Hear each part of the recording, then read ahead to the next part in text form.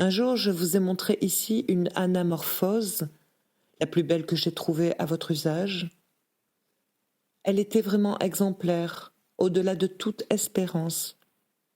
Vous vous souvenez de cette sorte de cylindre autour de quoi se produit ce singulier phénomène qui fait qu'en tant qu'à proprement parler, on ne peut pas dire que du point de vue optique, il y ait une image? Je ne vais pas entrer dans la définition optique de la chose, mais c'est pour autant que sur chaque génératrice du cylindre se produit un fragment infinitésimal d'images, que nous voyons se produire quelque part ce qui est là, puis quelque part qui est là une superposition d'une série de trames, d'images, moyennant quoi vous avez vu là une très belle image de la passion se produire dans l'au-delà du miroir, alors que quelque chose d'assez dissous et dégueulasse s'étalait autour, sous la forme de ce qui produisait finalement cette merveilleuse illusion.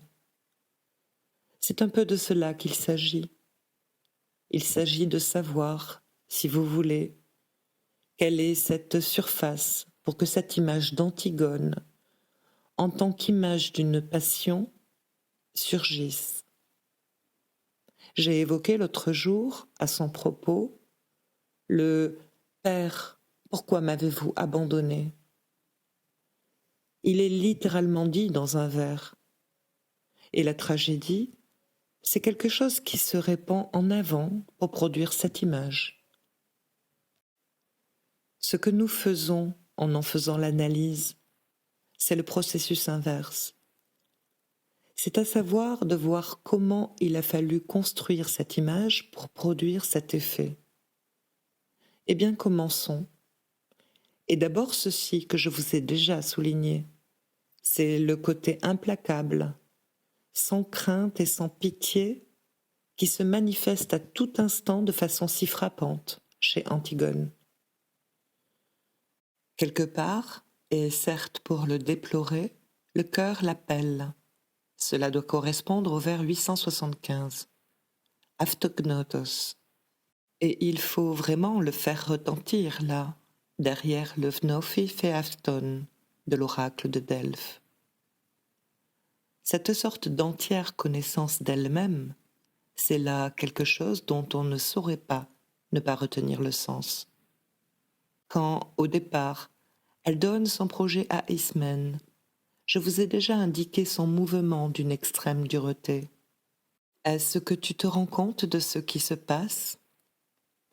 Il vient de promulguer ce qu'on appelle kérygma, qui joue un grand rôle dans la théologie protestante moderne, dans la dimension de l'énoncé religieux. Le style est celui-ci. En somme, voilà, c'est ce qu'il a proclamé pour toi et pour moi. Elle ajoute d'ailleurs dans ce style vivant, je dis, pour moi, et elle dit, moi, j'enterrerai mon frère. Qu'est-ce que ça veut dire? Et pourquoi? Nous le verrons. Les choses vont en effet très vite. Puis, vous l'avez vu, le gardien vient annoncer que le frère est enterré. À ce moment-là, je vais vous arrêter quelques instants sur quelque chose qui, je crois, est essentiel et donne la portée pour nous de l'œuvre sophocléenne. C'est ceci. Certains l'ont dit. Je crois même que cela fait partie du titre d'un des nombreux ouvrages que j'ai, plus ou moins, dépouillés, pour me rendre compte de ce qu'on avait dit au cours des âges sur notre Sophocle. C'est évidemment, Sophocle, c'est l'humanisme.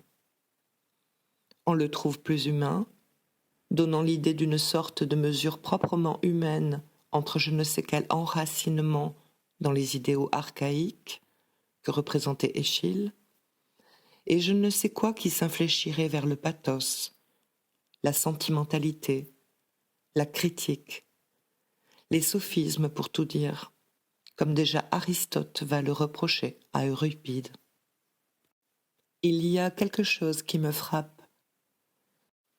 Je veux bien, en effet, que Sophocle occupe cette sorte de position médiane, Mais quant à y voir je ne sais quel parent de l'humanisme, je veux bien aussi, cela donnera un sens nouveau au mot d'humanisme alors.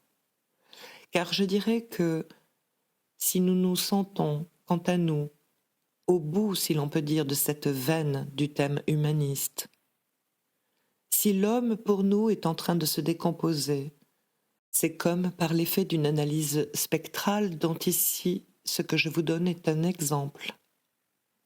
Si nous sommes en train de cheminer dans ce joint qui s'exprime sous divers registres, c'est le même point entre l'imaginaire et le symbolique où nous poursuivons ici le rapport de l'homme au signifiant et le splitting qu'il engendre chez lui. C'est bien la même chose que cherche un Claude Lévi-Strauss dans cette formalisation qu'il essaie de donner au passage de la nature à la culture, et plus exactement de la faille entre la nature et la culture. Il est assez curieux de voir qu'à l'orée de l'humanisme, c'est aussi dans cette sorte d'analyse, de béance d'analyse, de confins dans ce côté à bout de course, que surgit l'image ou les images, sans aucun doute, qui ont été les plus fascinantes pour toute cette période de l'histoire, que nous pouvons mettre sous l'accolade humaniste.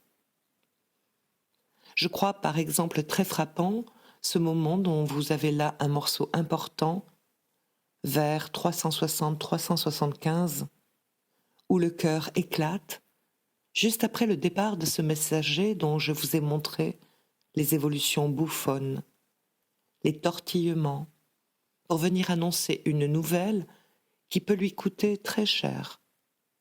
Là, vous avez les vers 323-325. Fei idinon omega metono dokin yeke pseridiokin, dont je vous parlais l'autre jour. C'est-à-dire que c'est vraiment terrible de voir quelqu'un s'obstiner à croire. À croire quoi? Ce que personne pour l'instant n'a le droit d'imaginer. Le jeu du Doki-Dokin.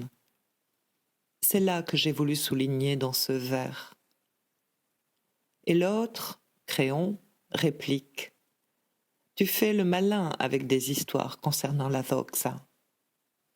Allusion évidente au jeu philosophique autour d'un thème à l'époque. Tout de suite après cette scène, qui est assez dérisoire, parce qu'enfin, nous ne nous intéressons pas beaucoup au fait que le gardien va pouvoir être étripé pour la mauvaise nouvelle qu'il véhicule.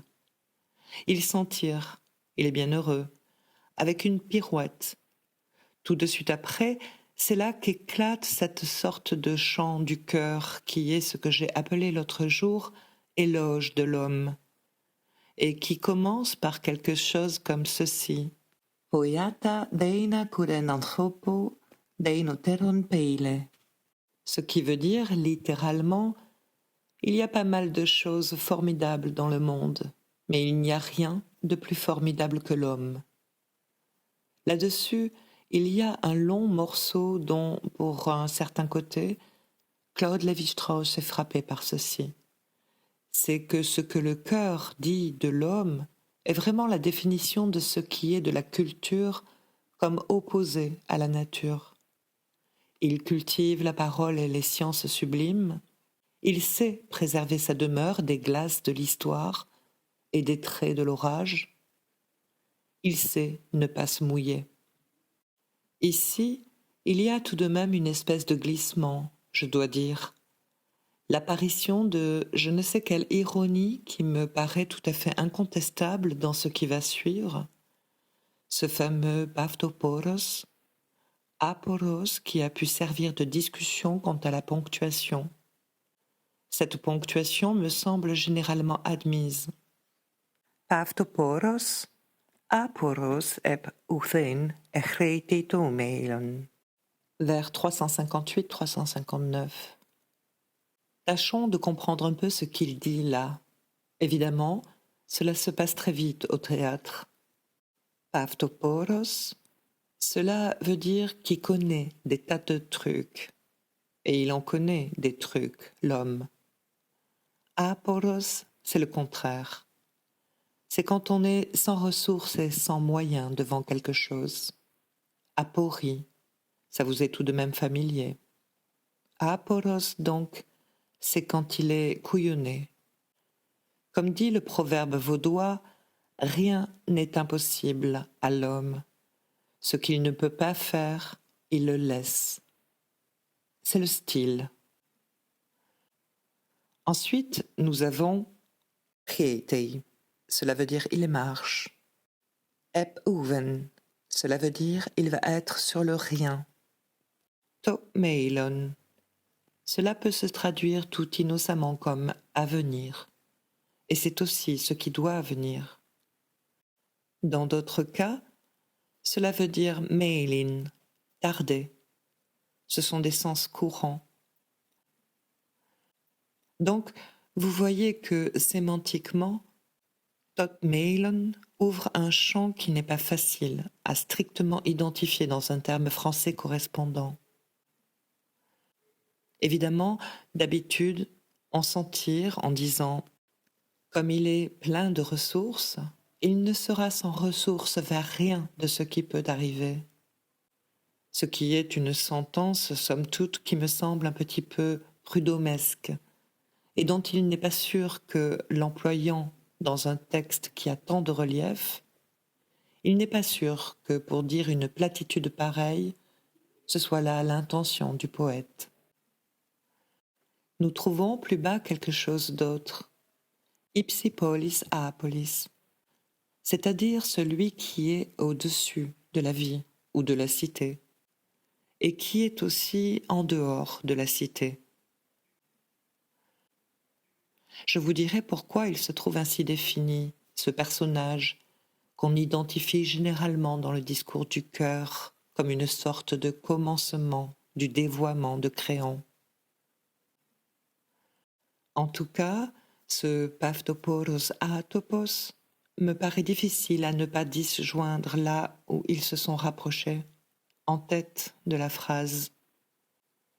Et je ne suis pas sûre d'autre part que Aporos eb-ouden echete peut se traduire en français par parce qu'il n'est sans ressources devant rien, que ce soit tout à fait conforme avec ce que le génie de la langue grecque ici suppose.